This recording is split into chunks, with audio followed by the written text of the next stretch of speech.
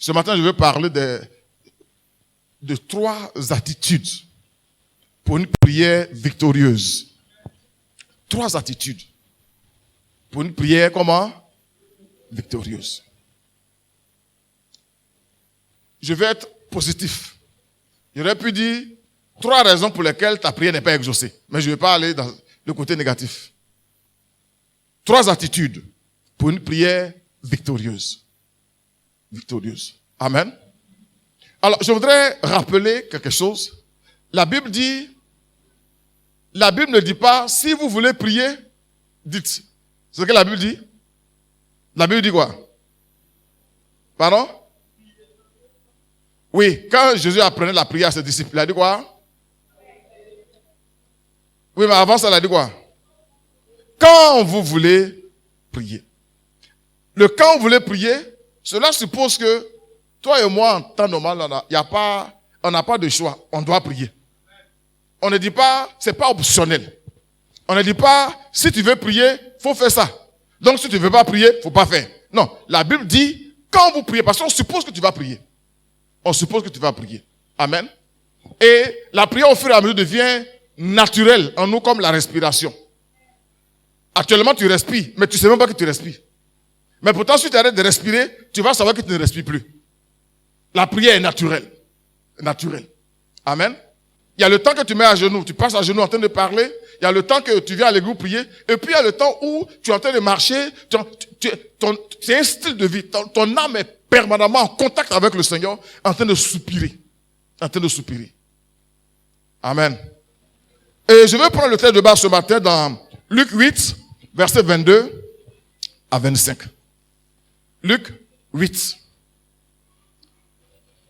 Il a dit Luc 8. Tu es loin? Oui, tu as été prier. Tu as été prier.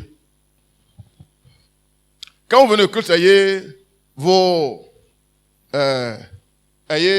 Bibles. Hein? Une Bible quand même. Une Bible. Et puis, un bout de papier pour écrire. Un bout de papier pour écrire. Quand les pasteurs prêchent, je suis là. Vous voyez, les pasteurs, ils ont tous les cahiers. Pas parce qu'ils ne maîtrisent pas la parole, mais ça fait partie de l'humilité de quelqu'un. Quand quelqu'un parle, tu écoutes. Il y a des gens, quand on prêche, parce que lui, il est trop grand, quoi. Lui qui est en train de prêcher, il est trop petit, quoi. Donc, il n'écrit pas. C'est un signe d'humilité. La dernière fois, j'ai prêché chez mon père spirituel. Pendant que je prêchais, il écrivait. C'est mon père spirituel. Je ne maîtrise pas la Bible mieux que lui. Amen. Voilà. Mais, pour vous dire tout, quand quelqu'un est arrêté ici, c'est plus lui-même. C'est le Seigneur qui nous parle. C'est le Seigneur qui nous parle. Amen. Luc 8, le verset 22 dit, un jour, Jésus monta dans une barque avec ses disciples. Il leur dit, passons de l'autre côté du lac. Et il partit, verset 23, pendant qu'il naviguait, Jésus s'endormit. Un tourbillon fondit sur le lac. La barque se remplissait d'eau et il était en péril. Verset 24, ils s'approchèrent et le réveillèrent en disant, Maître, Maître, nous périssons. S'étant réveillé, il menaça le vent et les flots qui s'apaisèrent et le calme revint.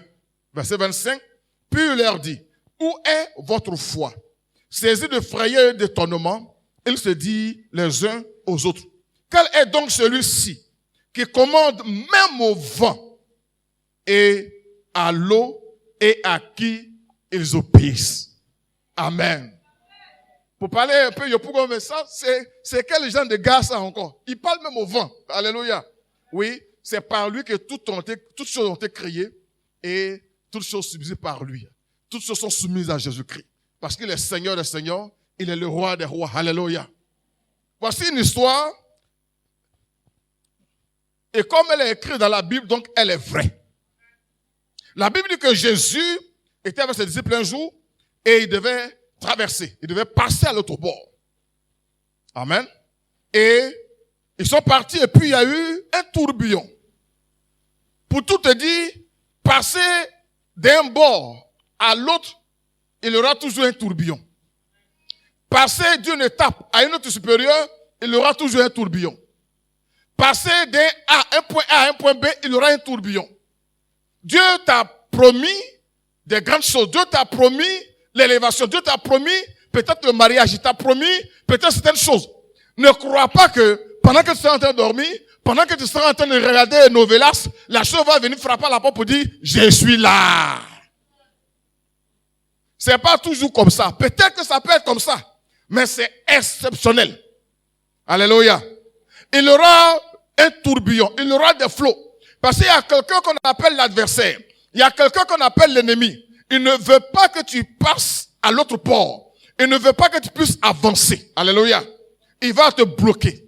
Il va te bloquer. Il va te bloquer. Chaque étape demande une crise. Impose une crise. Et il y a des réactions à avoir. Alléluia. Alléluia. La Bible dit que Jésus était dans la barque. Faut dire heureusement. Jésus était dans la barque. Mais il dormait. Amen. Et pendant que Jésus était dans la barque, il dormait. La barque était déjà en train de tanguer. Il était déjà en difficulté. Tout à l'heure, je vais revenir à ça. Jésus était dans la barque, il dormait, et eux étaient en train de souffrir. Il y avait des experts de la mer dedans. Il y avait des experts de la pêche dedans. Certainement, un a dit, bon, viens, on va réveiller Jésus. Non, toi aussi, petit truc là, on a l'habitude. Là, l'habitude n'a pas marché. Alléluia. Là, l'habitude n'a pas. Et finalement, ils sont approchés, et puis ils l'ont réveillé. Et puis ils ont dit, maître. Ah, il y avait un maître dedans. Maître. Maître. Il dit, nous périssons. Nous périssons. Et Jésus s'étant réveillé, il a menacé le vent. Il a menacé les flots. Et on dit que ça s'est calmé. La tempête s'est calmée. Amen. Et ce fut un témoignage pour eux. Ils ont vu une autre dimension de Jésus-Christ. Jusque-là, ils n'avaient pas expérimenté ça. Ils ont vu des paralytiques marcher. Ils ont vu des démons sortir, mais ce côté-là, ils n'avaient pas vu ça. Dieu permettra des situations dans ta vie pour te montrer l'autre côté-là aussi. Alléluia. Tant qu'il n'y a pas un problème d'argent, tu ne sauras pas que Dieu pourvoit. Tant qu'il n'y a pas un problème d'enfantement, tu ne sais pas que Dieu rend fécond les stériles. Tant qu'il n'y a pas un problème d'échec, tu ne sauras pas que Dieu donne la victoire. Alléluia. Alléluia. Dieu permet des situations parfois pour montrer ce qu'il est capable de faire. Ce dans quoi tu vis, Dieu veut glorifier son nom simplement. Alléluia. Les gens ont demandé à Jésus, mais lui, il est né aveugle. C'est lui qui a péché ou bien ce sont ses parents qui ont péché? Jésus dit non, il n'a pas péché. Ses parents n'ont pas péché. C'est pour que la gloire de Dieu éclate. Alléluia. Que la gloire de Dieu éclate dans ta vie au nom puissant de Jésus-Christ. Alléluia. Alors, je voudrais parler de 3 attitudes. Et là, je veux prendre ce passage pour parler un peu de la prière. 3 attitudes. La première attitude pour un chrétien, il faut montrer à Jésus que tu as besoin de lui. Amen. Il faut montrer à Jésus que tu as... Tant que tu montres à Jésus que toi, tu peux gérer la situation, politesse oblige. Il va le faire. Souveraineté et intégrité de Jésus-Christ oblige. Je vous ai dit la dernière fois que Dieu ne va jamais violer ta volonté. Ce n'est pas Dieu. Dieu ne va pas t'obliger dans quelque chose. C'est pourquoi il a dit, venez. Il lance l'invitation. Il lance l'invitation. Amen. Amen. Il faut manifester ton besoin de Jésus-Christ. Il faut lui montrer que tu as besoin de lui. Il faut lui montrer d'ailleurs que sans lui, tu n'as pas d'espérance. Sans lui, tu n'as personne. Tant que Jésus sait que il est là, il est dans la barque, certainement, et que tu peux compter sur quelqu'un, Jésus est là, politesse oblige, il te regarde faire. Il te regarde faire. Amen. Amen. Et jusqu'à maintenant, Jésus est dans ta barque, il dort. Il ne s'est pas réveillé parce que tu lui as montré que toi, tu n'as pas besoin de lui, quoi. Parce que ton mari est là. Parce que ta femme est là. Parce que tu as ton oncle qui est ministre. Parce que tu comptes sur eux. Tu as montré que tu n'as pas besoin. Et c'est pourquoi tes prières sont légères. Tout à l'heure, on va le voir. Tes prières ne sont pas insistantes, ne sont pas incisives. Parce que tu as encore d'autres possibilités. Alléluia. Alléluia. Il est dans la barque et il pleut. Est-ce qu'il ne savait pas qu'il pleuvait? Je vous pose la question. Jésus ne savait pas qu'il pleuvait? Quand même. Est-ce qu'il ne savait pas qu'il y avait une tempête? Est-ce qu'il ne savait pas ça? Il savait ça. Est-ce qu'il ne savait pas que les disciples étaient en danger? Il savait ça. Mais il faisait quoi? Il dormait. Alléluia. Il dormait parce que personne ne l'a approché. Il dormait parce que personne ne l'a sollicité. Il dormait parce que personne n'a manifesté ce désir d'aller vers lui, parce que personne ne croyait que lui, il était non pas capable. Parce qu'on disait, on n'avait pas besoin de lui. Son nom n'avait pas sonné. Alléluia. Alléluia. Alléluia. La Bible dit que tout ce que vous demanderez avec foi par la prière, vous le recevrez. Tant que tu n'as pas demandé, tu ne reçois pas. Tu ne reçois pas. Je dis ce matin, je ne parle pas à un païen. Je ne parle pas à des gens qui n'ont pas encore connu Christ. Je parle de toi et moi, chrétiens, adorateurs du Très-Haut. Jésus est dans la barque, il est dans nos vies. Jésus est dans la barque, dans nos maisons. Mais il dort. On ne l'a pas réveillé parce qu'on lui a montré que sans lui là, on peut se débrouiller. Il faut dire Jésus, j'ai besoin de toi. Mais le besoin de toi là, tout à l'heure on va le voir. C'est pas les lèvres, c'est pas l'intellect. Tout à l'heure on verra, c'est quelque chose qui vient de l'âme. Quand tu dis à Jésus, j'ai besoin de toi, que ça ne vient pas de l'âme, tu n'as pas besoin de lui. Parce que, vous savez pourquoi? Parce que c'est pas encore chaud. C'est pas encore comment? Jésus restera couché. Jusqu'à ce que tu le réveilles et tu lui montres que tu as besoin véritablement de lui. Alléluia. Il faut le réveiller. Lui montrer et lui dire que nous avons besoin de lui. Par les prières, par les jeûnes. Et en mettant en pratique sa parole. J'ai besoin de Jésus-Christ. J'ai besoin de lui. Tu prends pour appui ton patron. Tu prends pour appui ton salaire. Tu prends pour appui tes affaires. Tu prends pour appui ta femme. Je ne sais pas quoi. Mais mon frère, Jésus est là, il te regarde. Tu as encore du secours. Tu as encore du secours. Amen. Amen, oh. Il faut le réveiller. Il faut le réveiller. Et au verset 24, on dit, il s'approchait, le réveillait en disant, Maître, Maître, nous périssons. Ils ont compris que là où ils sont arrivés, ils ont compris qu'ils avaient besoin de lui. Et ils sont allés faire quoi maintenant? Le réveiller. Vous m'invoquerez, vous partirez et je vous répondrai. Tant que vous ne m'invoquez pas, je ne réponds pas. Est-ce que lui-même ne sait pas qu'il n'y a pas à manger à la maison? Est-ce que lui-même ne sait pas arrêter cette attitude des femmes africaines? La femme africaine, souvent tu l'appelles, allô, on dit quoi? Tu es malade? Oui, je suis malade, mais tu as dit ça à ton mari, et que lui-même n'a pas vu. Matin quand il passait, il m'a vu, je gémissais, il n'a même pas parlé. Non.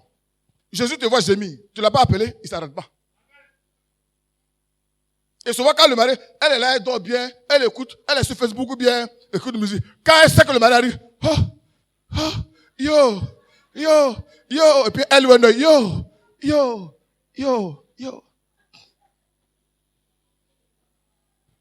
Jésus, est-ce qu'il ne sait pas? Il sait. Il sait qu'il y a la tempête, il sait qu'il y a le flot, il sait que vous êtes en danger.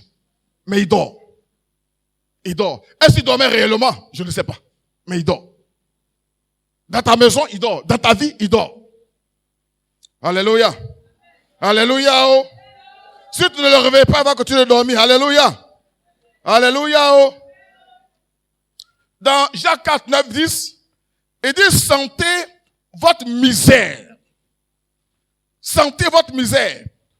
Quand les gens ont su qu'ils étaient en train de périr, quand ils ont su qu'ils étaient véritablement en danger, et que tout ce qu'ils avaient comme expérience ne pouvait pas les sauver, alors ils ont senti cette misère-là. Ils ont senti leur situation. Et puis ils sont levés, ils sont allés maintenant. Ils disent, sentez votre misère. Soyez dans le deuil et dans les larmes. Que votre rire se change en deuil. Et votre joie en tristesse. Je suis en train de lire dans Jacques 4, 9, 10. Au verset 10, il dit quoi? Humiliez-vous devant le Seigneur et vous délivrez. Quand tu sens ta misère, tu viens t'humilier devant le Seigneur. Dans la Bible, ce n'est pas qu'on parle d'humilier, ça dit jeûner et prier. Il dit humilier-toi devant le Seigneur. Humilier, ça veut dire que c'est plus ta force, c'est plus ton intellect, c'est plus ton expérience, c'est plus ce que tu sais faire. Tu mets tout ça à côté et puis tu dis, Seigneur, me voici, là où je suis là. Sans toi, je n'ai personne. Sans toi, je ne suis rien. Si tu n'interviens pas, il n'aura rien. Il n'aura rien. Est-ce que tu as déjà fait cette prière de désespoir à Jésus-Christ? Non. Tu as prié avec le cœur, tu pensais à ton oncle qui est ministre, Tu pensais à ta tante qui est directrice de cabinet. Tu pensais un peu à ton compte en bancaire. Tu pensais un peu à ton EVA. Oui, ta prière n'était pas... Non, tu as dit, Seigneur, tu es le seul, mais tu n'es pas le seul. Lui, il ne voit pas tes lèvres. Il ne lit pas tes lèvres seulement. Ton cœur aussi est dans son viseur. Pendant que tu pries, tu comptes sur qui? Tu t'appuies sur qui? Amen. Les apôtres ont su que sans Jésus, ils ne pouvaient pas sortir de cette tempête-là. Ils ont manifesté finalement le besoin. S'il y a une chose à laquelle Dieu répond toujours, il répond aux besoins. C'est pourquoi il a dit, ne vous inquiétez de rien. Tout ce qui est besoin, quand la santé devient un besoin, et que tu sais que c'est un besoin, quand la nourriture devient un besoin, quand l'argent devient un besoin, quand l'enfant devient un besoin, quand le travail devient un besoin, Jésus répond toujours. Il répond toujours. Mais il attend que tu lui envoies ce besoin-là. Et que tu lui montres que sans lui, il n'y a personne. Amen.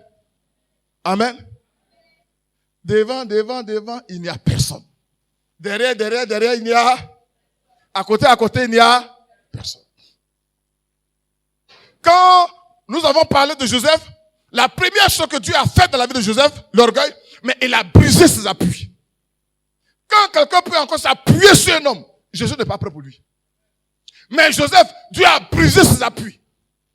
Il a enlevé ses frères, son papa, sa maman, même tunique multicolore là, on a enlevé ça. Et il est nu. Il n'a rien. Il n'a personne. Il n'a pas d'appui. Quand il n'y a plus d'appui, Jésus devient le grand capitaine. Alléluia, est-ce qu'on peut acclamer le Seigneur ce matin?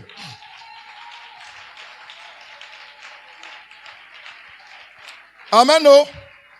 Est-ce que tu sens ta misère? Est-ce que tu sens ta misère? Dans Matthieu 9:13, il dit, allez, apprenez ce que signifie, je prends plaisir à la miséricorde et au nom au sacrifice. Car je ne suis pas venu appeler les justes, mais des pécheurs. Il dit, il prend plaisir à la miséricorde. Quand tu sens ta misère, il y a un cœur qui capte cette misère-là, le cœur de Dieu. C'est pourquoi on parle de miséricordieux. Le cœur de Dieu en contact avec ta misère. Alléluia. Mais tant que tu ne sens pas que tu es misérable, tant que tu ne sens pas que, vous vous rappelez les trucs qu'on a fait le mercredi, quelque part là-bas, le publicain, il a dit, je ne suis pas digne. Le pharisien a dit, moi, je jeûne. Moi, j'apporte, moi, je ne suis pas comme les autres là. Mais l'autre, il s'est tapé la poitrine. Il dit, sois apaisant envers moi. Quand tu sens ta misère, quand tu sens ton désespoir, quand tu sens que sans l'intervention de Dieu, rien ne peut arriver de ta vie. Quand tu commences à sentir ça, il y a un cœur qui bat pour toi. Il y a un cœur qui reçoit ce signal-là. Il y a un cœur qui reçoit ce que tu ressens. Alléluia. C'est pourquoi tout à l'heure, je vais parler un peu de ça. Quand ça arrive au niveau de ta misère, il y a des gens qui ne parlent plus. On dit, ils crient. On dit, ils crient. Quand quelqu'un crie, tout à l'heure, on va le voir. Alléluia. Alléluia. Le cœur de Dieu est toujours sensible à la misère des hommes. Donc la première attitude, montre à Dieu que tu es misérable. Montre à Dieu que tu n'as rien et tu n'as personne en dehors de lui. Montre-lui ça. Et montre que tu as besoin de lui de façon exclusive. Il n'y a que toi. Il n'y a que toi. Sans toi, ma vie n'est rien. Sans toi, je ne peux rien. Faut lui dire ça. Il veut t'entendre le dire. Alléluia. Mais il ne veut pas seulement entendre le dire. Il veut le savoir. Il veut le savoir. Parce qu'il va voir dans ton cœur. Est-ce que réellement, c'est après le ce que tu soupires? Seigneur, pardon, donne-moi, j'ai besoin, Seigneur, de 5 000 francs. Je vais pouvoir, et puis, Seigneur, et puis dans ton cœur, faut toucher mon mari, là. Seigneur, sans toi, là, ma vie n'est rien. Faut toucher mon mari. Non. Ne mets pas ton mari entre toi et ton Dieu. Ton Dieu est trop grand. Ton Dieu est trop puissant. En dehors de ton mari, Dieu peut te bénir. Ton mari n'est pas ton Dieu, ta femme n'est pas ton Dieu. Mais tant que tu focalises, Dieu dit, comme elle compte sur son mari, comme il compte sur son épouse, donc il a d'autres possibilités. Donc je le laisse faire. Moi, je suis le Dieu de l'impossible. Quand il saura que tout est impossible, je suis là. Alléluia. Quand il sentira sa misère, je suis là. Alléluia. Et il viendra vers moi. Et la Bible dit qu'il ne mettra pas dehors celui qui vient à lui. Amen. C'est pourquoi tu pries. Et que tu sens, tu sens cette misère-là. Et que tu sais que c'est Dieu ce qui peut régler cela. Et que tu sais que tu as besoin de lui. Une fois, je parlais avec un frère qui a beaucoup d'investissements. Et puis là, il m'a dit, pasteur, je suis en train de faire telle chose, et faire telle chose. Et c'est qu'après, j'ai servi Dieu. Parce que quand je veux voir que ma situation financière c'est sécurisé, j'ai dit, parle doucement, faut pas que Dieu va entendre.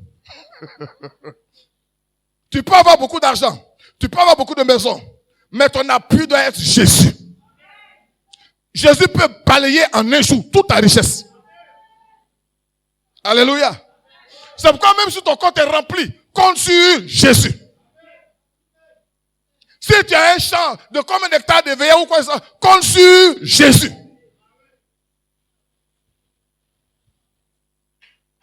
J'ai appris qu'il y a une crise, une peste. Bon, comment on appelle ça? Infection, c'est pas quelque part à Soubri. Une peste porcine. C'est-à-dire, on te dit que bon, il y a une maladie qui est parmi les porcs, tu as fait ton truc, tu as peut-être 10 porcs, tu as fait le calcul, ça fait 3 millions, et puis on va te dire qu'il y a une peste porcine. En un jour, ils vont tuer tout ça, puis c'est fini. Mon frère, c'est Jésus seul, quoi. C'est Jésus seul. C'est Jésus seul. Que tes lèvres et ton cœur soient un. Il dit, ce peuple m'honore des lèvres, mais leur cœur est éloigné.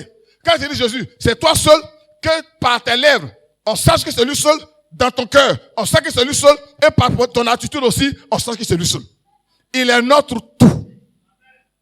Il est notre tout. Il est notre tout. Tu es tout pour moi, oh. Jésus, oh. Tu es tout pour moi. Amen. Comme je ne chante pas bien, tu ne réponds pas. Donc, première attitude, c'est quoi? Manifester notre besoin. Que Dieu sache que tu as besoin de lui. Il est dans la barque. Le tout n'est pas de dire, Jésus est avec moi. Le tout n'est pas de dire, il est là. Il est là, il est là, il est là. Mais il dort. Parce que tu es trop fort. Tu es expert. Parce que tu as beaucoup d'argent quelque part. Parce que tu as des grands champs quelque part. Tu as eu héritage quelque part. Si Jésus veut, il ne faut pas la faire. Il dort. Il dort. Deuxième point, attitude. Le tout n'est pas de savoir qu'il est présent. Jésus était dans la barque. Le tout n'est pas de savoir que Jésus, il est avec moi. Oui, il a promis. Il a dit, voici, je suis avec vous tous les jours. Mais pourquoi il est avec toi? Et puis depuis là, ça ne va pas. Pourquoi il est avec toi et puis tu as peur d'aller au village? Il y a des gens qui ont peur d'aller au village. Quand ils voient même coup de fil du village, il voit le frère Georges, il fait 2 pas en arrière. Même le téléphone, encore tu as peur. Alléluia. Le tout n'est pas de savoir qu'il est présent. Il faut le réveiller. Il faut faire quoi? Il faut faire quoi? Il faut faire quoi? Jésus est dans la barque. Les disciples sont en train de couler. Jésus dort. Finalement, quand ils ont senti le péril, quand ils ont senti la misère, quand ils ont senti les pertes, ils vont maintenant faire quoi? Ils vont faire quoi? Ils vont faire quoi? Écoutez bien, j'aime bien la Bible. Hein. On dit quoi? Premièrement, ils ont fait quoi? Au verset 24, on dit, ils s'approchèrent. Ils ont fait quoi? Est-ce que s'approcher de quelqu'un peut le réveiller? Non. Alléluia. Alléluia. Oh. Tu peux t'approcher et ne pas le réveiller.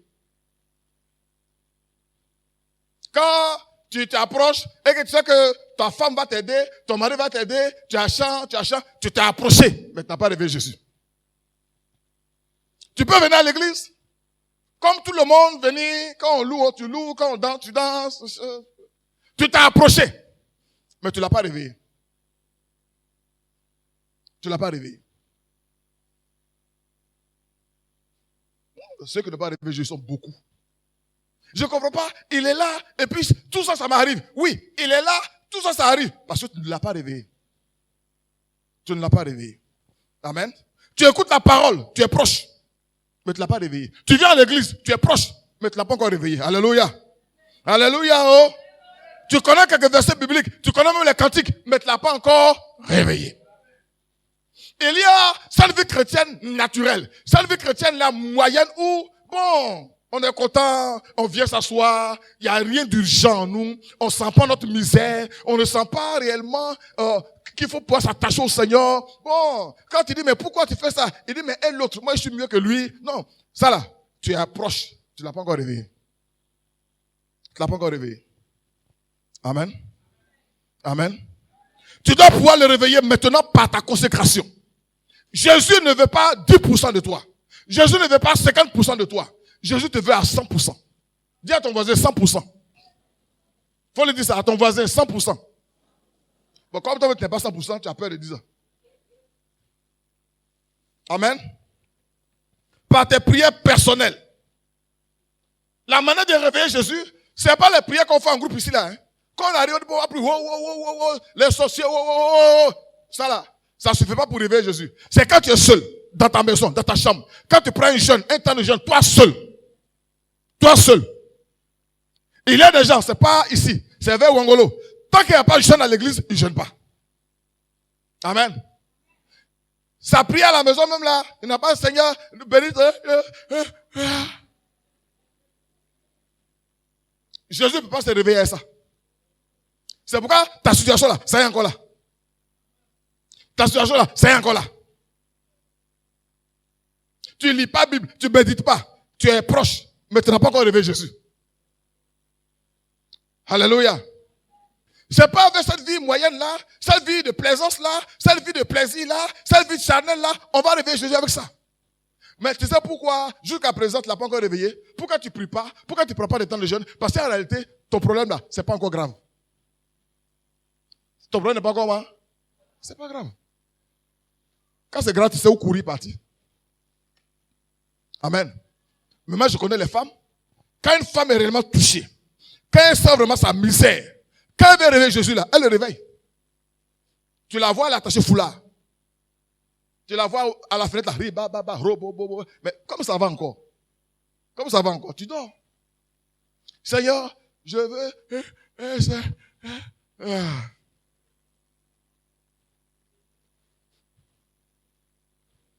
Jésus dort, tu dors à côté de lui. Dormez.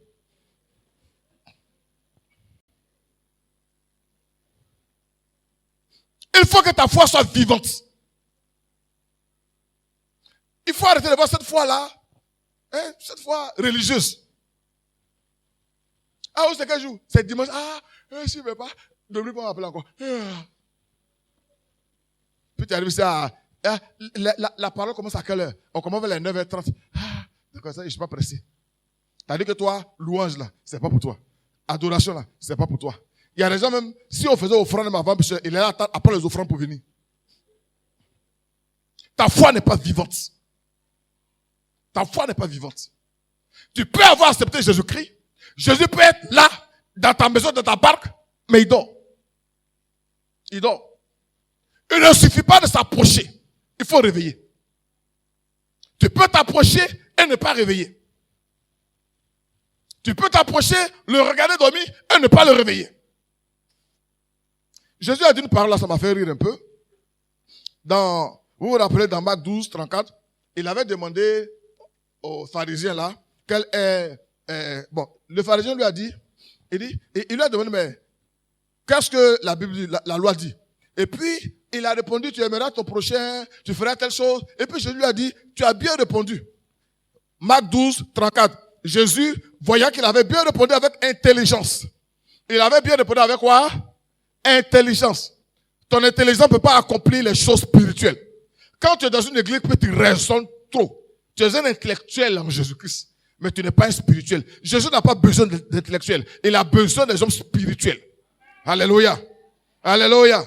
Et Jésus lui dit, voyant qu'il avait répondu avec intelligence, lui dit, tu n'es pas loin du royaume de Dieu. C'est Jésus qui dit ça. Hein? Il connaît les lois, il connaît la parole. Jésus lui dit, tu n'es pas loin. Mais quand on dit que tu n'es pas loin, là, tu n'es pas encore rentré. Et beaucoup parmi nous ne sont pas loin. Ils ne sont pas loin. Ils viennent au culte, ils ne sont pas loin. Ils savent lire un peu la Bible, ils ne sont pas loin. De temps en temps, ils parlent à Jésus, ils ne sont pas loin. De temps en temps, ils apportent quelques offrandes, ils ne sont pas loin. Le tout n'est pas d'être à côté. Le tout n'est pas de s'approcher. Le tout est de rentrer dans le royaume. Le tout est de réveiller Jésus-Christ. Amen. Demande à ton voisin, est-ce que tu es loin? Il va te dire qu'il n'est pas loin. Mais nous, c'est pas ce qu'on veut. Alléluia. Alléluia. Oh. Rends Jésus vivant en toi. Il faut que les gens sachent par ton témoignage, par ta vie, que Jésus vit en toi. Ne le laisse pas dormir par les raisonnements, par la chair. Tu es chrétien? Oui. C'est toi, dans les boîtes, tu es là-bas. Facebook, tes publications, quand on regarde, on a mal à la tête. C'est toi, funérailles, tous les funérailles, tu es là-bas. C'est toi, tu as des amis bizarres. Jésus n'est pas vivant en toi. Comment les gens te verront? Et ils sauront que Jésus vit en toi. Comment? Comment? Comment? Comment? Que les gens voient Jésus à travers ta vie et ton témoignage. Et aussi la grâce de Dieu sur ta vie. Que les gens voient ça. Il y a des gens qui sont surpris matin, quand ils pensent à Dieu, ah, Georges, il dit oui, ah, tu es chrétien? Oui, oui. Oui, je suis chrétien. C'est quand on voit la Bible avec toi, on sait que tu es chrétien. On sait que tu es chrétien. Rien ne montre, rien. Et malheureusement aujourd'hui, les chrétiens sont dans toutes les fêtes. Saint-Valentin, on est dedans. Saint, quoi là? On est dedans. Fête de quoi là? Tout ça, on est dedans. On est dedans. Et pour Jésus, la Pâque là, on n'est pas dedans. On n'est pas dedans. Le monde est rempli dans l'église. Comment les gens sauront la différence? Comment les gens sauront que Jésus vit en toi? Comment ils vont savoir? Si tu fais les mêmes choses que eux. Comment ils vont savoir? Si vous cherchez femmes ensemble. Comment ils vont savoir? Si vous buvez bien ensemble. Comment ils vont savoir? Comment ils vont savoir? Que Jésus se réveille dans ta vie ce matin. Alléluia. Par tes propos. Il y a des gens, quand tu causes avec eux, leurs paroles, il n'y a rien de spirituel. Il n'y a même pas de langage biblique. Amen. Amen. Amen. Comment les gens sauront? Pendant que tes frères parlent pour évangéliser le médecin, toi tu parles derrière pour aller faire avortement. Comment on saura que tu es chrétien? Comment on saura? Comment on saura? Alléluia. Alléluia. Il faut importuner le maître. Ne cesse pas de l'invoquer jusqu'à ce qu'il te voie. Crie à lui. Crie à lui. Ne le laisse pas. Maître, nous périssons. Parce que là où on est là, l'heure est grave. L'heure est grave. L'heure est grave. Depuis tu comptes sur ton papa. Depuis tu comptes sur ton mari. Depuis tu comptes sur ta femme. Depuis tu comptes sur un autre qui est PDG. Rien n'a marché. Sache que ce n'est pas là-bas la solution. Ce n'est pas un homme qui va te faire sortir du tout. Celui qui est mort pour toi à la croix, il est dans ta barque, il dort. Réveille-le. Montre-lui que tu as besoin de lui. Fais-lui sentir ta misère. Fais-lui sentir ton désespoir. Et réveille-le. Réveille-le par tes prières incessantes. Aujourd'hui, on prie pour un sujet. Demain, on prie pour un autre. Après, ça dit que nous, dans le monde, on a au moins 40 sujets. Bon, Dieu nous regarde, lui, il veut quoi? Il veut quoi? Tu demandes à ton enfant, qu'est-ce que tu veux? Papa, je veux un jouet. Après, non, papa, faut laisser. Je veux manger. Non, papa, faut laisser. On va acheter chaussures. Papa, faut laisser. On va acheter habits. À la fin, tu vas rien acheter pour lui. Toi et moi, on prend un sujet. On ne termine pas. On laisse là. On ne termine pas. Pourquoi? Parce que ce n'est pas un besoin. Ce n'est pas un besoin. Quand tu as besoin de quelque chose, tant que tu n'as pas eu, tu ne peux pas continuer la marche. Comme ce n'est pas un besoin, tu peux prier puis abandonner ça. Si tu as prié, demander le riz, et que le riz n'est pas arrivé à 20h, tu as arrêté la prière. Parce que le riz, tu as besoin de ça. Tu as besoin de ça. Amen. Amen. Je voudrais t'informer, frère, t'informer, sœur. Il y a des gens qu'on appelle intercesseurs. Ils peuvent intercéder pour toi. Mais c'est toi, Jésus veut te rencontrer. C'est toi. Il y a des gens comme ça, priez pour moi, et puis lui dort. Qui va prier pour toi? Les gens qui intercèdent sont là pour te soutenir. Ceux pour qui on prie et puis ils ne prient pas là, c'est ceux qui sont encore dans le monde. On prie pour que Dieu les touche, pour qu'ils deviennent chrétiens. Toi, tu es là, tu mets les bons plats et puis quelqu'un va gêner pour toi. Priez pour moi, hein? Faut intercéder pour moi. Faites et puis, laissez les gens. Quand tu as souffert, quand tu as gémi, quand tu as été, Dieu voit ta sincérité. Quand tu touches ce que tu dois toucher, tu apprends à honorer Dieu avec. Tu apprends, comme des gens prient pour toi et puis tu es béni, tu vois pas le poids, tu vois pas la valeur. Tu prends ça pour faire n'importe quoi avec ça. Réveille-toi. Réveille-toi. On va te soutenir en prière, mais toi, il faut prier. On ne prend pas ta place. C'est toi, Jésus, veut au rendez-vous. Dans la prière. C'est toi, Jésus, veut au rendez-vous. Dans le jeûne. C'est toi, Jésus, veut au rendez-vous. Dans la prière incessante. Montre-lui que tu as besoin de lui. Montre que tu es désespéré. Montre que sans lui, ta vie n'a pas de sens. Et Jésus, quand il sait ça, il ne peut pas t'abandonner. Il ne peut pas t'abandonner. Il ne peut pas t'abandonner. C'est pourquoi vous voyez, Jésus, il a une attention particulière par rapport aux veuves. Parce qu'il sait que la veuve n'a personne. Les orphelins, il sait que les orphelins n'ont personne. Quand tu montres à Jésus que tu n'as personne aussi, il te prend en charge. Il te prend en charge. Mais si tu te montres que tu as tes gars, tu as tes go, il va te laisser continuer à tes gars là. À tes gars. Alléluia. Alléluia. Une fois, je causais avec des élèves, je leur ai dit, il dit non, on n'a pas de moyens, papa, on n'a pas. Je dis, il faut laisser faire de papa, maman là. Il faut laisser ça. Celui dont tu as besoin pour réussir tes études là, c'est Jésus. Nous, on a fait école sans cahier, sans livre. Sans livre. Quand on a eu le diplôme là, j'ai dit, bon, je veux ça. Tiens, c'est pour toi. On n'a pas connu le livre. Je ne peux pas inventer pour dire que j'étais trop intelligent. C'est Jésus qui était au contrôle. C'est Jésus qui était au contrôle. Amen.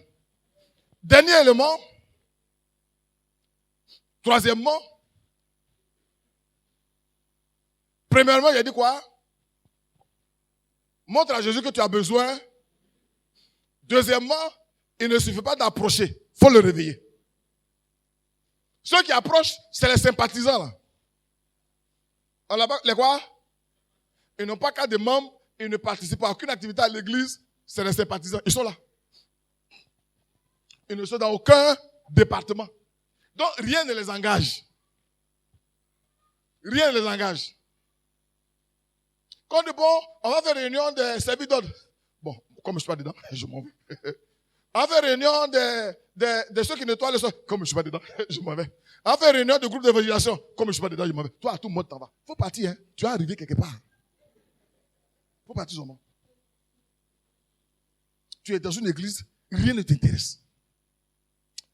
Jésus là, il y en a chez qui il dort. Mais toi, comme ça là, Jésus n'est même pas encore dans la barque là. Il n'est pas encore rentré. Tu es seul de ta barque. Donc tu es maître de ta barque. Tu l'inclines là où tu veux. Tu vas où tu veux. Il y a des gens pour venir à l'église, ce n'est pas une urgence pour eux. Hein. On dit, ah Georges, on a culte demain soir. À quelle heure 19h? Bon, je vais voir s'il y a un bout de temps. Donc, quand il arrive, il y a un bout de temps. Jésus n'est pas une priorité pour lui. La vie chrétienne, ce n'est pas vos amusements là. Hein. Hier, je parlais avec des pasteurs, il a dit, j'ai remarqué, je suis en train de lire beaucoup, je lis la Bible, je me rends compte que les chrétiens, il n'y en a pas beaucoup. Hein. On a beaucoup, comme ça, chrétiens. Un chrétien, c'est celui qui a pris Jésus comme son sauveur, virgule, qui a pris Jésus comme son Seigneur. Or, nous, on fait nos programmes. C'est quand on n'a rien à faire, si j'ai le temps demain, s'il n'y a pas reçu de la visite, s'il n'y a pas match, je vais venir. S'il ne pleut pas, je vais venir. Et un jour, tu le vois apparaître. Ah, Georges, bonne arrivée. Il est content comme ça. On m'a bien accueilli. On se moque de toi. C'est pas accueil, hein? On se moque de toi. On a te dit qu'on ne te voit jamais. Et puis, tu es content pour ça. Ah, mais le frère, ça fait 2 fois qu'on ne te voit pas. C'est injure. C'est injure. On est en train de te dire doucement, en souriant, que toi là, Jésus ne te connaît pas. On ne te voit pas. On ne te voit pas. Si tu veux venir au culte, quand tu n'es pas fatigué, mon frère, ma soeur, tu seras toujours fatigué. Ne te pas de cette plaisanterie-là, quoi. Non, je suis venu au travail, j'étais fatigué, tu n'es pas encore chrétien. Tu n'es pas encore chrétien. Quand on parle de Jésus, est-ce que tu sais de qui on parle même? On dit Jésus, tu sais de qui on parle? Et quand tu es fatigué, on dit à funérailles, tu vas au funérailles quand même. Avec toute ta fatigue. Mais on était au funérailles là, on n'est pas rentré tôt. Ah, donc tu sais aller au funérailles. Troisièmement, pour terminer, ta prière doit être agonisante. Quelqu'un dit, Ta prière doit être agonisante et persistante. Vous connaissez les prières agonisantes là? C'est Rachel, non? Qui a dit à Jacob, donne-moi des enfants ou je meurs. C'est une prière agonisante. C'est le genre de prière où tu dis à Dieu, si tu ne fais rien pour moi, là, c'est mon chaos qui est là, tu es mon dernier recours. Si tu n'arrives pas, je suis mort. Même quand vous partez voir quelqu'un, un homme, un être humain, vous lui dites, je viens te voir, j'ai des situations difficiles, j'ai besoin de quelque chose. Il dit, non, vraiment, c'est compliqué, j'ai pas d'argent. Et puis tu lui dis, si tu ne m'aides pas, je suis mort. Mon frère, son cœur va changer. Son cœur va changer. Il faut reconnaître sa défaite et son incapacité. Comme les disciples, ils ont vu que là où ils sont arrivés là, ils ne peuvent pas arriver. Ils ne peuvent pas faire. Ils ne peuvent pas aboutir. Ainsi, on lui donnera plein pouvoir. Donner plein pouvoir à qui? Plein pouvoir à qui? On nous donne souvent l'image des maîtres nageurs. On dit que quand quelqu'un est en train de se noyer, tant qu'il se débat, on ne cherche pas à le sauver. Parce que vous deux allez tomber dedans. Donc on laisse, il se débat et quand il est essoufflé, qu'il ne peut plus rien faire, le maître nageur rentre dans l'appui, il peut le sauver. La prière agonisante, t'as dit, tu te jettes dans les bras de Jésus. Ta tête, ton cou, tes pieds, ton ventre, tes quoi, tu te jettes totalement en lui. Tu dis, Seigneur, où je suis là, sans toi là, je ne peux rien. Si tu ne fais rien, je suis mort. Alléluia. J'ai dit alléluia, hein? J'ai dit alléluia, oh. La prière doit être agonisante où toute ton âme est engagée de façon désespérée. Je répète, où toute ton âme est engagée de façon désespérée. Quand les disciples ont approché Jésus de la barque, ils ne venaient pas intellectuellement. Ils ne sont pas venus juste pour essayer. Il dit, nous périssons. Nous sommes en train de mourir. Maître, nous sommes en train de mourir. Si tu fais rien, on est mort. Amen. Amen. Amen, oh. Tout ton âme engagé de façon désespérée. Nous savons en ce moment que le Seigneur est notre dernier recours. Et ça ne doit pas être seulement de temps en temps. Mais à partir du moment où on est chrétien, on a accepté Jésus-Christ, on doit commencer à vivre dans cette dimension-là. Savoir que pour toute notre vie, pour tous les détails, Jésus est notre dernier recours. On doit savoir ça. Apprendre à vivre avec ça. Accepter ça. Amen. Amen. Les hommes de ce monde peuvent t'abandonner, mais Jésus est fidèle. Tu as trop compté sur des gens. Jésus a dit, bon, comme il a encore des gens sur qui peut compter, je te laisse faire. J'ai un témoignage sur l'église, je ne peux pas faire ça maintenant, je vais regarder ça prochainement. Parfois, Dieu va te demander de couper avec la personne. Parce que la personne t'aide. Et il faut couper. Et tu coupes. Et comme c'était ta source, tu coupes. Tous tes yeux sont orientés vers Jésus-Christ. Et c'est là qu'il commence à montrer sa gloire. Et après, la personne revient pour lui dire, tu fais comment? Ça fait 1 mois, 2 mois, ça fait 10 ans. Tu me donnes plus l'argent, mais tu fais comment pour vivre? Moi-même, ça m'étonne, quoi. Parce que là, il te regarde de loin et dit, il ne va pas tenir longtemps. Il va revenir encore. Mais il a oublié que Jésus est là. Il a oublié que Jésus est là. Il a oublié que, en coupant, il me poussait dans les bras de Jésus-Christ. Et il m'a amené à comprendre que, en coupant, j'ai su que Jésus est mon dernier espoir. Et comme j'ai montré à Jésus que j'ai besoin de lui, j'ai montré à Jésus que sans lui, je ne suis rien. Et que j'ai commencé à lui donner des prières agonisantes, persistantes, en sachant que sans lui, je ne suis rien, Jésus glorifie son nom. Vous demanderez, vous recevrez. Si vous demandez, alléluia, alléluia, en dehors de lui, il n'y a pas de solution. Ici, les apôtres étaient dans une situation où leur vie était en péril, en danger. Quand tu vois la mort devant toi, comme Jonas, tu ne peux pas prier avec légèreté. Tu ne peux pas prier avec légèreté. J'ai mon grand frère, je lui ai annoncé l'évangile. Il dit, oh, Alagnan, le papa de Carmel. Il dit, Alagnan, tu sais, j'ai été baptisé, confirmé. Toi, tu t'es pas dit. Tu es né en quelle année déjà? J'ai continué à lui. Mais c'est mon grand frère. Je lui dois respect. Je dois l'honorer. Un peu comme ça. Et il est tombé malade. À l'hôpital, on partait le voir au CHU. Et un soir, je suis arrivé, puis il dit à Lagnan, il dit oui. Il dit, tu as tes camarades qui sont passés ici. J'ai donné ma vie à Jésus. Il te dit quoi? Il dit, j'ai donné ma vie à Jésus. Il dit, tu as bien fait. Et les jours qui ont suivi, il est décédé. Quand quelqu'un est face à la mort, sa prière n'est pas la même chose comme quelqu'un qui est assis avec 3 filles ici, 3 filles ici, avec bien devant. C'est pas la même chose. Amen. Les disciples voient la mort. Il y a ce genre de prière là. Il y a ce genre de prière là. On appelle ça la prière agonisante. Où tout est fort, tout ce qui est en toi, tu transpires. Tout le liquide qui est en toi sort. La sueur sort, les larmes coulent. Tu transpires comme ça.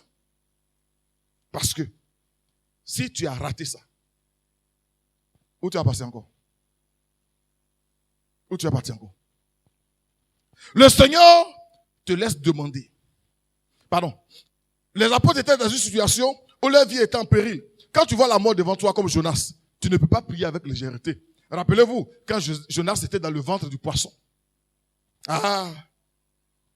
Quand l'objet de ta prière n'engage pas ta vie, quand ce n'est pas un besoin, tu ne peux pas persévérer. Tu ne peux pas persévérer. Pour une femme qui veut un enfant, est-ce qu'elle va prier matin pour dire, bon, comme depuis matin, elle prie? Non, non. Ça t'engage. Ça t'engage. Cette femme l'a dit, je ne sais pas si c'était la femme de Jacob, je crois. Donne-moi des, Rachel, c'est ça? Donne-moi des enfants ou je meurs. Ça veut dire que ou je meurs ou j'ai des enfants. Seigneur, je suis avec toi. Pour parler comme je pourrais. Toi et moi, on meurt ensemble. Il y a des prières comme ça. Où Jacob attrape la robe de l'ange et dit, tu ne m'as pas béni, tu ne bouges pas. Tu ne bouges pas. Alléluia. Jusqu'à matin. Matin lui demande, ton nom c'est quoi? Il dit, tu t'appelles vainqueur. Tu t'appelles vainqueur. Vos prières, Seigneur, toi-même tu as dit ta parole. Hier, le pasteur disait, demandez, vous recevrez. Ah, Seigneur, le mois est fini, le loyer là, faut voir. Amen. Eh, Babichou, Korobo, il n'y a pas un couché là-bas. Faut envoyer. Mon ami, prière de 1 minute à aller coucher là, il y a son résultat. Mais il y a des prières. Depuis matin, maman est dans la chambre. Ouais, maman, elle est en prière. Son papa appelle vers les 10 heures. Ouais, maman, elle est en prière. 15 heures, on appelle. Ouais, maman, elle est en prière. Ça, c'est une prière agonisante. Elle est en train de dire à l'ange, si tu ne m'as pas béni, tu ne bouges pas. Alléluia. Alléluia. Mais ce genre de prière, c'est là où tu sais que, là, il n'y a plus d'espoir. L'homme ne peut rien pour toi. L'homme ne va rien t'apporter. L'homme ne va rien t'apporter. On doit sortir des prières légères là. Seigneur, tu as dit dans ta parole que si je demande, je vais recevoir. Seigneur, je vais travailler. Amen. Où est la télécommande? Il y a un bon match. Il faudrait un match là. Drogba va marquer but pour toi. Hein? Maintenant, quand le match finit, il n'y a pas à manger. Amen. Amen. C'est le moment où l'homme s'isole avec son créateur. Chérie, je me retire 3 jours. Tu t'en vas. Quand tu rentres dans la chambre où tu t'es prié là, quand tu as fermé là, quand tu ouvres là, tu viens à la maison. Il y a des dossiers comme ça. Seigneur. Tu pries quand tu dors en esprit, en songe, tu es en train de prier encore. Mais c'est chaud. Si tu n'as rien fait pour moi là, c'est mort. C'est parce que tu sais que si Jésus t'a pas donné, il y a l'oncle, il y a ta femme, il y a ton mari, il y a ton patron. Donc, ça fait que tu es léger, quoi. Mais pour Jésus est meilleur. Pour Jésus est meilleur. Amen. Amen. Le Seigneur te laisse demander. Il te laisse chercher. Il te laisse frapper pendant un moment. Non seulement pour voir ta détermination, mais pour que tu puisses te convaincre toi-même sur le réel besoin des choses que tu demandes. Toi-même, là. Est-ce que c'est important? Est-ce que c'est important? Vous savez, les choses là, on les manipule par rapport au prix qu'on a payé pour ça. Le prix qu'on a payé. Amen. Amen. Si tu as un parfum de 1000 francs, tu vas comme ça appuyer fier pour tes pieds. C'est ça, non? Maintenant, pendant que tu appuies fier, on dit le parfum a fait 100 000. Il y a mon neveu qui m'a donné un parfum. Il rentrait sur la Côte d'Ivoire et puis il m'a acheté un petit parfum. Et je suis venu, il a mis dans mon tiroir au bureau. Bon, un étudiant qui rentre, il ne faut pas négliger les gens. Hein. Un étudiant qui a été rentré, il n'a pas trop de moyens, bon, il veut faire plaisir à son pasteur. Et puis son oncle en même temps. Donc je prends le parfum, je dépose là. Et un jour, ayant oublié de me parfumer dans la chambre, j'étais derrière au bureau, donc je prends, puis je mets un peu, puis je sors. Jusqu'au soir. Je viens, je sors le petit truc là. C'est petit comme ça. Je vais chez Téné. 60 000. Depuis, le parfum a fait 2 ou 3 ans. C'est quand je viens à l'église, je prends. Et puis je remets là-bas. Les autres moins chers là. Quand il prend, fier, je tourne vers ta main, derrière, fier. Amen. Dieu veut savoir. Est-ce que ce que tu demandes là, ça a de la valeur à tes yeux? Est-ce que c'est important pour toi? Si Dieu te donne les choses facilement, tu ne vas pas prendre soin. Tu ne vas pas bénir le Seigneur. Amen. Mais quand tu as souffert, quand tu as galéré, même dans le mariage, c'est comme ça. Hein? Les gens qui se marient facilement, là, c'est comme ça aussi, ils divorcent facilement. Mais quand tu as galéré, il y a des gens qui ont couru après des femmes pendant des années. Quand il a eu, il y en a qui ont couru aussi. Bon, bref. Le Seigneur permettra que ta prière soit persistante. Il veut savoir, est-ce que réellement tu cherches? Est-ce que tu as besoin de ça? Amen. Amen. Amen, oh. Alors, je suis en train de terminer dans Psaume 34, verset 18. Quand les justes crient, les justes font quoi? Ils crient, l'Éternel entend. Et il les délivre de toute leur détresse. Alors, je vais m'arrêter là, je vais lire quelques versets après. On dit quoi? Quand les justes crient. Là, on ne dit pas quand ils prient. On n'a pas dit quand ils prient. On dit quand ils font quoi? Ils crient. Mais les cris sont reliés à nos émotions. Ça veut dire que c'est un genre de prière qui engage ton âme. C'est une prière que tu es en train de faire. Pendant que tu fais, tu transpires. Pendant que tu fais, tu es en train de pleurer. Pendant que tu fais, tu es angoissé. Pendant que tu fais, c'est-à-dire, toute ton âme est engagée. Dieu dit, Dieu, il entend ça. Pourquoi? Parce que ils sont dans la détresse. Ils sont dans la détresse. Amen. Psaume 107, 6 pour ceux qui écrivent. Dans leur détresse, ils criaient à l'Éternel et il les délivra de leurs angoisses. Ils crient. Ils crient. Ils pleurent. Ils pleurent. Vous vous rappelez, Anne se leva après que l'on a bu à Silo. Le sacrificateur Élie était assis sur un siège près de l'un des poteaux du temple de l'Éternel. Et l'amertume dans l'âme. L'amertume, c'est des prières, c'est-à-dire tu es en train d'agoniser, c'est-à-dire tu es dans tes derniers retranchements. Si le Seigneur ne fait pas quelque chose, on dit l'âme dans l'amertume dans l'âme, elle pria l'Éternel et versa des larmes. Et versa des larmes. Toi, tu ne vas pas pleurer pour un sujet. Non, tu ne vas pas pleurer parce que ton cousin est là. Seigneur, je vais travailler là. Bon, il faut que Dieu là puisse trouver un poste pour moi. Hein, on dit à concours, on n'a qu'à payer une place pour moi. Seigneur, non. L'amertume dans l'âme, elle est touchée dans son âme. Et elle va manifester ça. On dit elle pleure, les larmes coulent. Élie n'entendait pas ses paroles, mais il a vu les larmes. Les larmes coulent. Les larmes coulent. Quand les gens ont fini de danser, ils ont chanté, ils ont fait le show, ils ont mangé, ils sont partis. On dit, elle est restée. À un moment donné, il faut savoir te mettre à l'écart avec ton Créateur. C'est pas toujours on fait les prières en groupe. C'est pas toujours on est toujours en groupe. C'est pas toujours on vient à l'église seulement pour prier pour nos sujets. De temps en temps, toi seul, tu te retires avec ton Créateur. Tu l'attrapes, tu dis, si tu ne m'exauces pas. Qui va pleurer? Qui va pleurer? En pleurant. En priant. Seigneur, merci. Seigneur, vraiment, la rentrée arrive. La rentrée arrive. À l'église, ils sont méchants. Ils ne donnent pas la même. Seigneur, tu comptes sur l'église ou bien sur Jésus.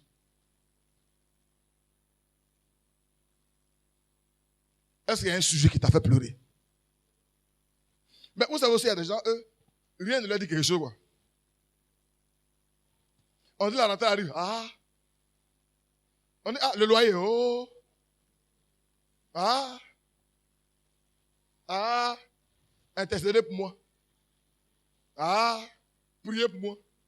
Pauvre péché. Moi, je ne suis pas pauvre péché. Hein. Priez pour moi. Amen. Dieu te veut au rendez-vous, à son rendez-vous. Avec des prières de larmes, où ton âme, où tu es de la détresse, où tu sens ta misère. Tu sens ta misère. La prière n'est pas un jeu intellectuel. C'est pas un jeu intellectuel. Pour savoir qui fait le meilleur poème. Alléluia. Alléluia. Oh, Dieu est grand, qui est comparable à toi? Je sais que ma situation sera réglée, mon ami. Est-ce que c'est pas chaud, tu peux faire poème? Tu peux faire poème? Tu peux faire poème? Il y en a même qui trouvent le courant de chocolat. Oh Seigneur, tu es grand. Mon ami, c'est pas encore chaud. Pas encore chaud.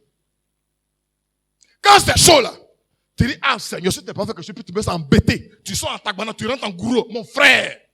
Parce qu'il y a des mots en français, en tagbana, tu peux pas trop parler ça en français. Il y a pas, c'est pas lourd. C'est pas lourd. Quand tu dis Seigneur Jésus, il y en a même un coup. Alléluia. Donc, ma femme qui est gourou, pas que je ne pas la langue. Et puis quand elle dit, il y a même un coup, et puis elle dit, c'est quelle langue ça? C'est langue aussi. C'est langue aussi. C'est langue aussi. Dieu te veut à son rendez-vous. Amen. Retire-toi. C'est toi, tu dis, tu as un problème. Tu dis, non, ça ne va pas. Tu te plains toujours. Mais on ne t'a jamais vu en retraite un jour. On ne t'a jamais invité un jour pour dire, ah, viens manger. Puis tu as dit, non, aujourd'hui, je suis en haut. Amen. Amen. Prends un temps pour toi. Prends un temps entre toi et ton Créateur. Alléluia. Alléluia. La prière, c'est l'expression d'une âme assoiffée devant Dieu. Une âme en détresse devant Dieu. Amen. Et c'est pourquoi dans Parole de vie, je suis en train de terminer, Matthieu 7,7 que vous connaissez. Matthieu 7,7 que vous connaissez. Mais je lis ça en Parole de vie. Et dit, demandez, continuez à demander. Et dit, et vous recevrez. Cherchez, persévérez dans votre recherche et vous trouverez. Frappez, insistez et la porte vous sera ouverte. Car toujours, celui qui demande finit par recevoir, celui qui cherche finit par trouver et celui qui frappe avec insistance, la porte est ouverte. Amen. Le sujet pour lequel tu pleures, tu as prié combien de temps? J'ai reçu une dame, ah j'ai prié pour mes parents là, depuis là, ils ne sont pas convertis. Tu pries pendant combien de temps? Depuis 3 mois. Il dit à Yako, que je connais un pasteur, le pasteur René Daïdasso, il a prié pour ses parents puis ils ont été convertis, virgule, après 33 ans. Après combien de temps? Ton enfant est en train de prendre drogue. Et c'est toi, tu pries de temps en temps pour lui. Il y a un problème. Il y a un problème. Ta fille connaît garçon déjà. Et puis, toi, tu pries de temps en temps pour elle. C'est un problème. Ça doit t'amener à avoir une convocation solennelle avec ton Dieu, enfermé quelque part, pour gérer des dossiers. Une prière insistante, une prière agonisante, une prière. C'est pas, ah Seigneur, je te recommande mon enfant là, il faut le bénir. Seigneur, l'enfant là, bon, tôt ou tard, il va devenir. Mon ami. Mon ami. Que le Seigneur nous aide. On ne peut pas insister sur ce qui n'est pas vraiment important. Tu n'insistes pas parce que ce n'est pas important pour toi. Ce n'est pas ta priorité. On ne peut pas insister sur ce qui n'engage pas vraiment notre vie. Parce que tu sais que sans ça, tu peux vivre. On ne peut pas insister quand ce qui est important pour nous n'est pas important pour Dieu. On peut insister. On ne peut pas insister quand nous ne sommes pas matures et ne faisons pas du royaume de Dieu notre priorité. Notre priorité. Que le Seigneur nous bénisse. Premièrement, est-ce que tu as besoin de Jésus? Est-ce que c'est ton besoin suprême, ultime? Deuxièmement, est-ce que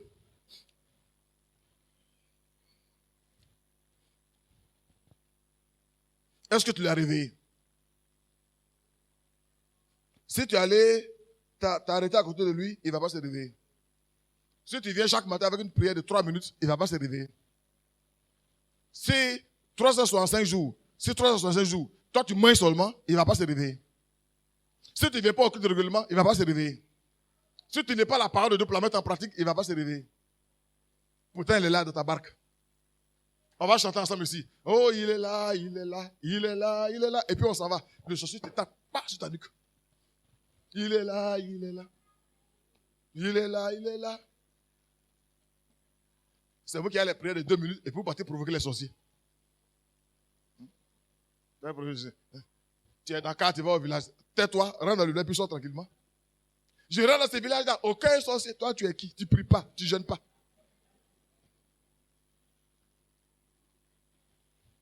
Moi, je sais que j'ai rentré, sorti, funérailles. Hein, on te tape pas. Tu viens à Abidjan. On dit à quoi? Non, c'est une petite attaque. C'est pas une petite attaque. Tu as juste quelque chose comme ça là.